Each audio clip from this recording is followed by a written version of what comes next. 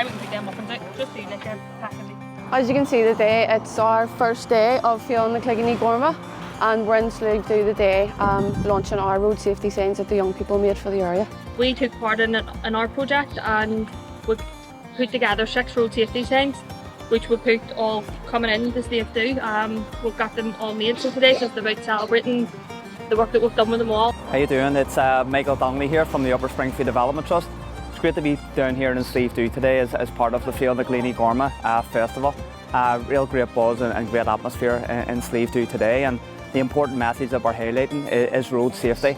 It's great to see the proactiveness from the Upper Springfield Streetworks team as part of Fianna Cloigheaney Gorma awareness raising around the speed of cars. So the message is go mild, go slow, and the safety of our kids is paramount. So my shift to everyone involved in this. Forward is only one piece of probably about 10 different issues that you've put to cope with, about the bins and the clean-ups and the walls. So we're going to advocate for as best we can with the local reps, and hopefully we'll take it at the community, make it better, make it more homely for people who live here. So that's what we'll be doing, okay? Thank you.